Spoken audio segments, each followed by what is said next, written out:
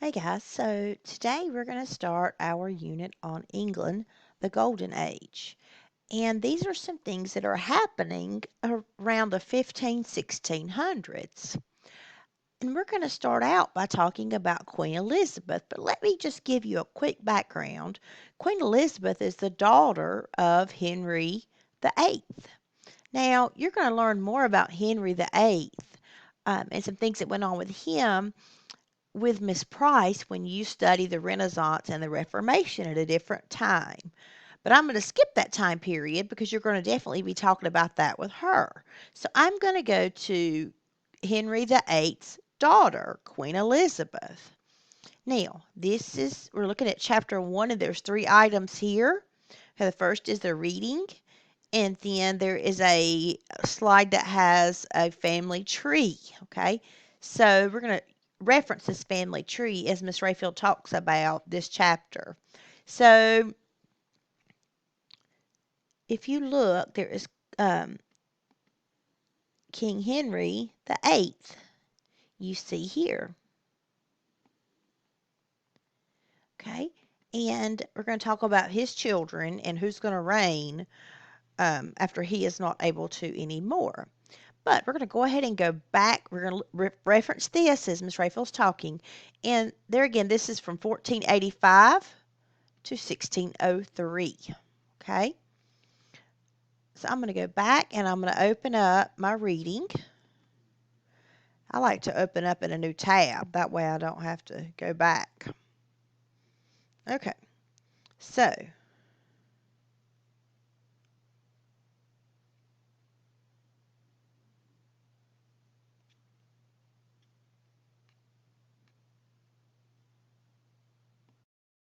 Okay, so England in the Golden Age has 6 chapters that we're going to be covering. The first one is going to be Queen Elizabeth the First.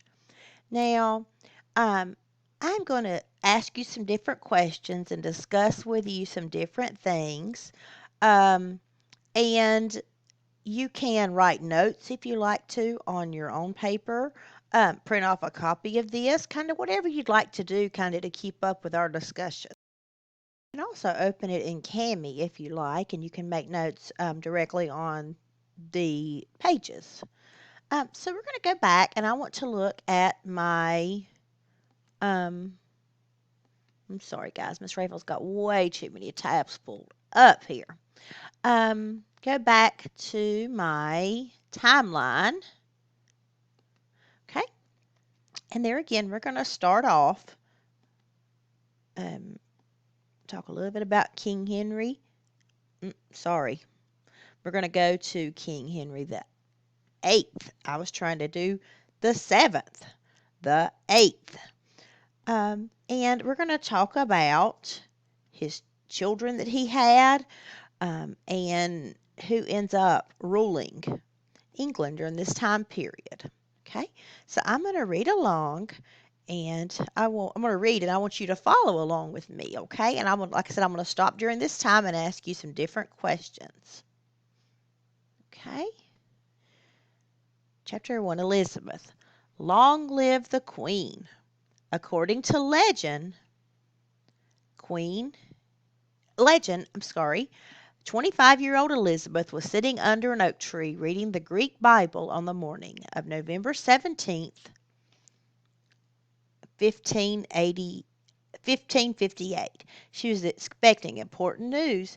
Maybe she had decided to read outside so she could hear the hoof beats of horses as gallops toward her house in the English countryside. The horseman arrived shortly after noon. He must have bowed as he presented Elizabeth with the ring of Mary Tudor, Elizabeth's half-sister. The ring was proof that Mary was dead, and if Mary was dead, Elizabeth was now Queen of England. Elizabeth is said to have closed her book and fallen to her knees. Speaking in Latin, she said, "Time has brought us to this place. This is the Lord's doing, and it is marvelous in our eyes." A dress of gold and a velvet cape. Elizabeth certainly knew about time. She had been waiting to become queen for nearly 12 years. First, her sickly half-brother, Edward VI, ruled. Then her half sister Mary Tudor sat on the throne.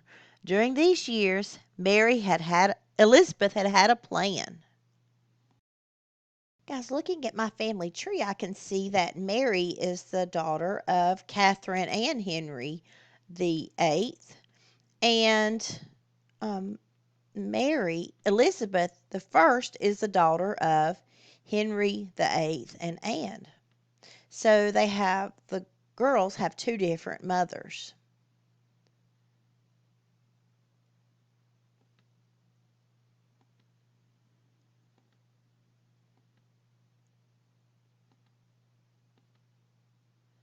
Okay,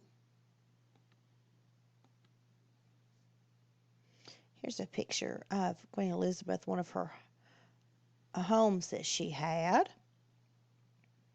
So she had had time to plan. Within a week of Mary's death, she marched into London with 1,000 men and women who she had chosen as her advisers and servants. From the beginning, Elizabeth understood that although heredity had put her on the throne, she needed the support of English people to stay here. A march with 1,000 people was a way to show her power.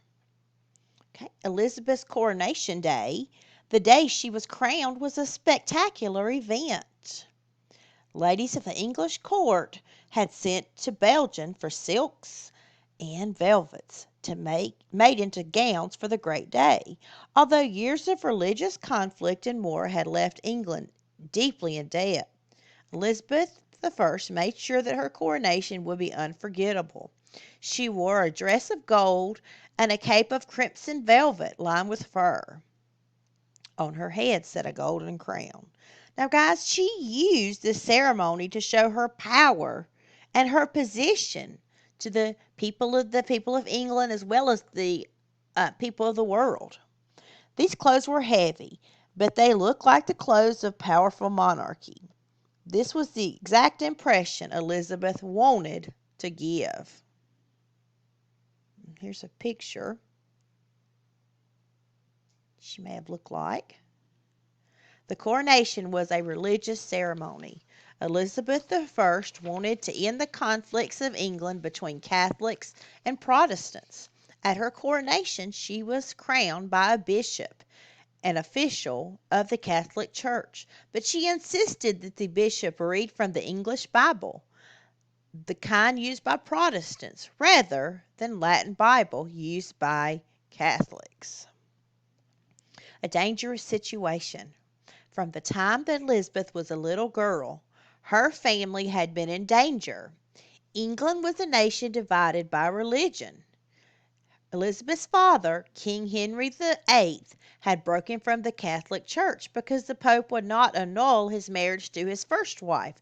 Now, remember, we're looking at our timeline and we were seeing that Mary was the daughter of Catherine and Henry.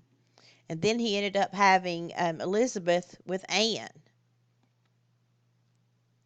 So annul means to officially say the marriage never existed under law. Okay. Um,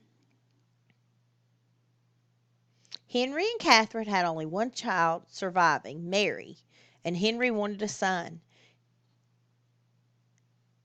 Henry um, wanted to be free of Catherine so he could marry Anne Boleyn, who later became Elizabeth's mother.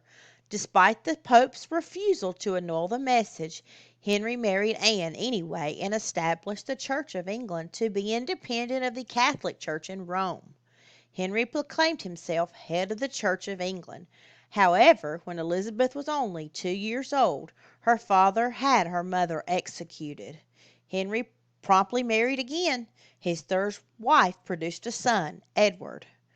After King Henry's death, Edward, Elizabeth's younger half brother, reigned from 1547 to 1553. Edward VI supported the Protestant religion and wanted England to become a Protestant nation. However, he had been a sickly child and he died at the age of 15. Now it was Mary's older half sister turn to rule. In 1553, Mary Tudor became Queen Mary I. Mary was Catholic. During her years on the throne, she restored the power to the Catholic Church in England and persecuted Protestants. Her brutal persecution, of Protestants earned her the name Bloody Mary. And to persecute means to treat people cruelly or unfair, kind of if they don't believe something you do or don't have the same thoughts. Unlike Mary the First, Elizabeth was a Protestant, which she respected, though she respected many of the Catholic rituals and customs. When she took the throne, Mary faced the difficult task of keeping peace between the Protestant Catholics and the Protestants.